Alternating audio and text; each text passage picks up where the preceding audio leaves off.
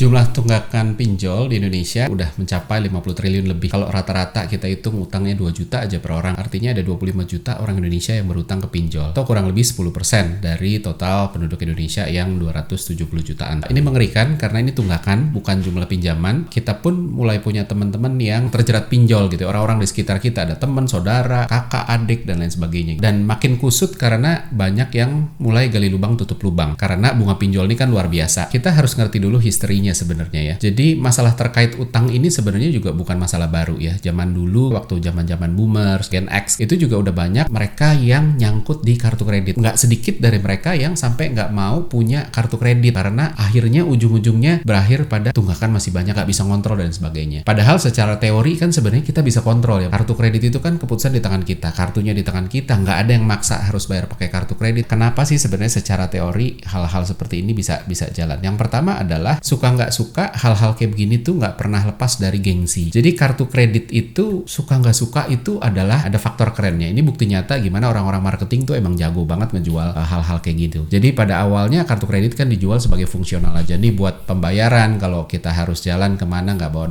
uang cash, kita bisa tetap transaksi praktis tanpa harus bawa uang cash. Tapi tetap pada akhir bulan kita tetap bayar tanpa bunga kalau kita nggak telat. Kalau bergantung sama rasional buyer aja, which orang-orang yang menggunakan kartu kredit itu cuma benar-benar buat metode pembayaran untuk nggak bawa cash. Akhirnya bisnisnya nanti nggak bisa naik. Makanya para penerbit kartu kredit ini juga berlomba-lomba untuk gimana caranya supaya bisnis kita naik. Pada akhirnya penerbit kartu kredit ini harus nyasar juga satu lever yang penting, yaitu jumlah nasabah yang menggunakan kartu kredit ini. Maka digaraplah market yang sebenarnya nggak butuh-butuh amat. Positioningnya juga berbau-bau gengsi gitu. Dan emang benar pada zamannya bisa belanja cuma modal tanda tangan aja, kita nggak perlu keluar uang, itu kelihatannya keren. Kalau belanja atau makan gitu rame-rame terus cuma gesek tanda tangan nggak keluar uang tuh bos tuh gitu, seolah-olah kayak begitu. Nah itulah yang bikin orang-orang akhirnya mulai pengen punya kartu kredit lebih dari sekedar fungsional. Mulai deh orang mulai apply kartu kredit dan coba-coba ikut transaksi dan sebagainya. Enak nggak bayar gitu ya, bayarnya nanti belakangan gitu. Sampai pada akhirnya akhir bulan datang tagihan, kok gede ya, disitulah baru mulai masalahnya dimulai. Hal yang sama terjadi juga sama pinjol, tapi anak sekarang godaannya lebih banyak. Jadi kalau dulu itu kan baby boomers, Gen X itu orientasinya kalau mau keren-kerenan itu punya mobil, punya rumah, jalan-jalan ke luar negeri. Kalau anak sekarang, Gen Y, Gen Z,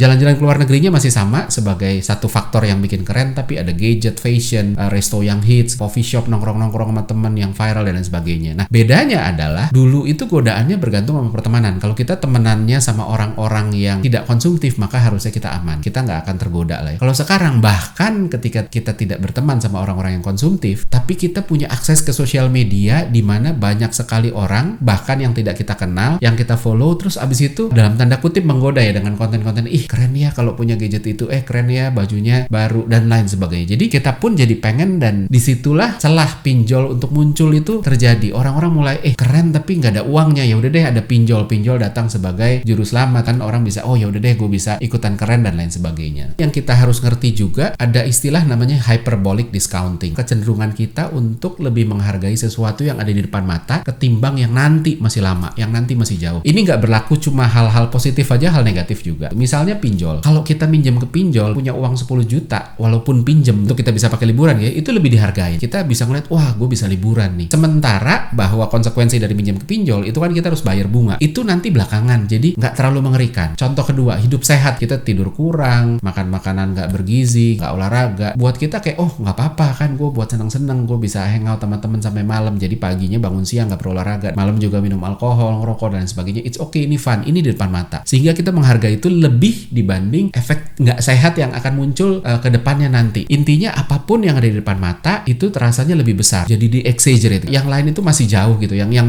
masih di belakang nanti bayar utang belakangan, bahwa nanti hidup nggak sehat, nantilah gitu kan. Rasanya jadi lebih kecil gitu. Dari sini berlaku juga untuk pleasure maupun pain. Nggak punya uang untuk ikut liburan tuh menyakitkan banget karena di depan mata. Nggak ikut liburannya kan sekarang. Punya uang untuk liburan walaupun minjem itu menyenangkan banget karena terjadinya sekarang, wah di depan mata. Sementara sebaliknya bayar utang bunga besar itu nggak gitu menyakitkan karena nanti. Yang kedua adalah milih untuk nggak minjem uang dari pinjol, konsekuensi jangka panjangnya adalah kita jadi punya tabungan lebih utuh, nggak kepotong untuk segala macam, nggak bayar bunga yang gede. Tapi itu nggak terasa sebagai sesuatu yang menguntungkan karena baru kerasanya nanti belakangan. Jadi itu hyperbolic discounting, dan itu juga yang ngedorong orang-orang mau pakai pinjol. Yang kedua adalah istilahnya adalah hedonic treadmill. Ini kecenderungan kita untuk exaggerate apapun yang terjadi di masa yang baru-baru ini. Padahal nantinya biasa aja. Contoh, punya mobil baru, happy-nya luar biasa, disayang-sayang, dicuci tiap hari, kesenggol dikit marah-marah. Begitu udah berapa bulan mulai cuek, nggak pernah dicuci, baret, ya udahlah biarin lah. Hedonic treadmill ini kasih kita banyak alasan untuk pinjam ke pinjol. Ada godaan nih, oh ada artis konser, masa kita nggak ikut sih? Padahal kalau kita nggak ikut, nantinya juga nggak apa-apa, nggak nonton juga nggak apa-apa, nggak terus habis itu kita jadi dianggap cupu. Ada dorongan FOMO yang akibat hedonic treadmill itu tadi. Terus habis itu yang ketiga ada yang namanya projection bias. Projection bias ini sering disebut sebagai optimism bias juga. Ketidakakuratan kita untuk memprediksi perilaku kita di masa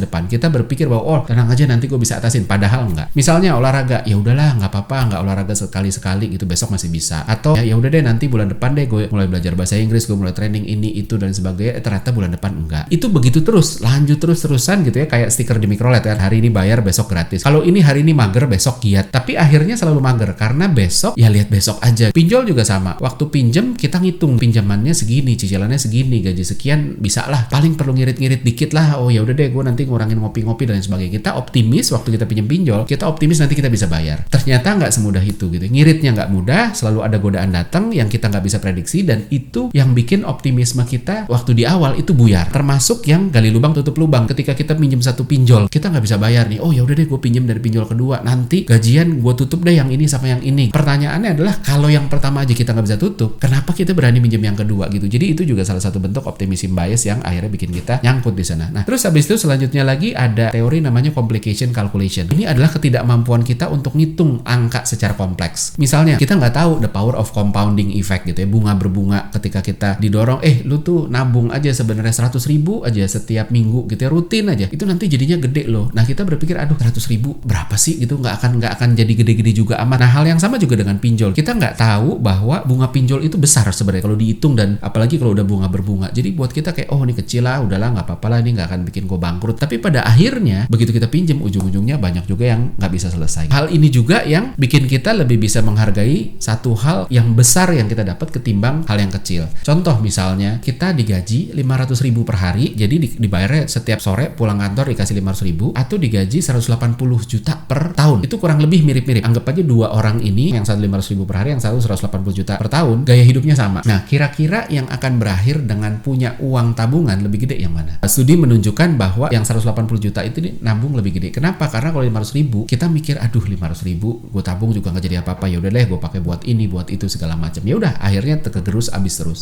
Sementara yang 108 juta, wah ini duit gede nih. Kalaupun kita pakai kita nggak habisin karena aduh sayang banget dapat duit 108 juta masa kita habisin. Nah ini juga salah satu bentuk complication calculation. Kita berpikir bahwa hal kecil itu nggak akan jadi gede, makanya ya udahlah minjem kecil nggak apa-apa, dan itulah jebakan-jebakan di pinjol itu tadi ya. Terus abis itu selanjutnya adalah pain of paying. Kecenderungan kita untuk merasakan pain ketika bayar, terutama dengan sesuatu yang fisik, yaitu uang. Misal bayar pakai cash itu secara bawah sadar itu menyakitkan karena aduh ada uang yang pindah. Sementara kalau kartu kredit itu nggak begitu menyakitkan karena kita nggak lihat perpindahannya. That's why makanya mulai dari kartu kredit sampai ke pinjol, ketika kita bayar tidak ada uang secara fisik yang berpindah, kita gampang aja ngelakuinnya. Dan pinjol juga sama. Sekarang banyak yang terintegrasi dengan platform-platform marketplace. Jadi buat kita gampang dan kita nggak ngerasa sakit. That's why makanya makin banyak lagi orang pakai pinjol. Nah terus yang terakhir, teori terakhir adalah processing fluency. Kecenderungan kita untuk ngelakuin apapun yang memang mudah dilakuin. Nah pinjol itu mudah banget, nggak ribet kayak pinjam ke bank. KTA-nya bank itu bahkan masih lebih ribet. Kalau pinjol ini kan yang dijual instant approval, nggak perlu dokumen macam-macam, dan ini bikin kita jadi lebih gampang pakai create urgency. Ya udah deh sekarang aja deh, ini gampang kok. Beberapa bank ada yang jualan pinjaman konsumtif yang juga siap digunain. Jadi dia ngelakuin BI checking segala macam, credit scoring gitu, yang lihat kemampuan bayar kita berapa. Terus habis itu kita dikasih kartu, dibukain rekening nih ya. Misalnya saya dapat pinjaman 200 juta. Dibilang, "Pak, selamat ya, Bapak dapat 200 juta. 200 jutanya saya bukain rekening, 200 juta ditaruh di sini. Ini kartunya buat ngambil. Anytime Bapak mau pakai, Bapak tinggal pakai. Bunganya baru akan jalan ketika ada yang Bapak pakai." Itu juga salah satu cara bank untuk menggoda kita dengan processing fluency itu. Dibikin gampang. Kuncinya udah di tangan nih, yaitu kartu gitu ya. Dan dananya udah ada di sana. Jadi saya cuma tinggal butuh gesek, ya udah. Saya pun pernah juga terjebak sama itu ya. Udahlah pakailah sekali-sekali, nggak apa-apa, kita lagi butuh. Tapi abis itu susah. Abis itu ngebalikinnya nggak semudah itu. Jadi esensi dari processing fluency ini adalah dibikin gampang supaya kita bisa ngambil keputusan untuk ya udah deh gue masuk deh. Sekarang akhirnya adalah caranya supaya nggak terjebak gimana? Yang pertama adalah ingat prinsip makin gede kemampuan, tanggung jawab juga makin gede. Banyak orang yang naik gaji tapi kemampuan ngatur uangnya nggak naik. Makanya tabungannya segitu-segitu aja. Tanggal muda saldo tinggi, tanggal tua saldo tiris bahkan sampai 0. padahal gajinya naik, harusnya kan membaik dong ya. Ketika tanggal tua jangan sampai nol gitu, masih sisa dan masih cukup mungkin buat setengah bulan ke depan atau apapun itu ya. Tapi itu tadi gitu, banyak orang yang gaji naik tapi kemampuannya nggak bisa ngimbangin, jadi kita tetap dengan metode yang sama. Nah begitu kita naik gaji, jangan sampai ikut-ikutan terus habis itu semuanya juga ikut naik, gaya hidup naik dan lain sebagainya. Yang kedua adalah jangan asal pilih yang gampang. Orang untuk bisa punya izin kepemilikan senjata api itu panjang, ada psikologi tes segala macam, karena kalau orang bisa punya pistol tanpa psikologi tes, maka wah udah berapa banyak orang mati di jalan ditembak-tembakin. Termasuk mereka yang udah dapat izin pun itu disarankan untuk kalau bawa pistol misalnya di mobil gitu ya, itu antara pistol sama magazine isi pelurunya itu ditaruh di tempat terpisah. Biasanya pistolnya di depan, magazine isi pelurunya di belakang, atau kebalikan. Kalau kita kepancing emosi, kita masih butuh waktu untuk nyatuin itu dan bertindak emosional. Processing fluency ini penting banget untuk kita bisa berpikir secara sehat. Kalau kita pinjam uang ke bank itu kan ribet gitu, cek INA itu, lihat slip gaji, perputaran uang, transaksi di rekening kita gimana. Itu sebenarnya untuk ngelihat kemampuan mengelola uang kita, karena mereka juga mau tahu seberapa kita bisa mengelola uang sehingga nantinya bisa bayar apa enggak. Nah ikutin itu, jangan cari yang gampang-gampang. Nah kalau udah keburu masuk, gimana caranya supaya keluar gitu ya. Buat saya makin kita bikin bertahap itu makin sulit. Cara yang langsung drastis. Jadi utangnya ada berapa? Awalnya minjem 10 juta, sekarang udah 200 juta. Ya udah, cari pinjaman lunak, cari IMF, istri mertua family, cari pinjaman yang kita bisa pinjam tanpa bunga, nyicilnya juga kita bisa dalam tanda kutip seenak-enaknya, atau kita bisa atur sendirilah. Terus langsung ditutup semua, langsung delete aplikasinya supaya processing fluensinya hilang dan jangan pernah install lagi. Habis itu baru kita selesain yang sama keluarga, pinjaman sama keluarga. Dengan begitu baru kita bisa keluar dari pinjol.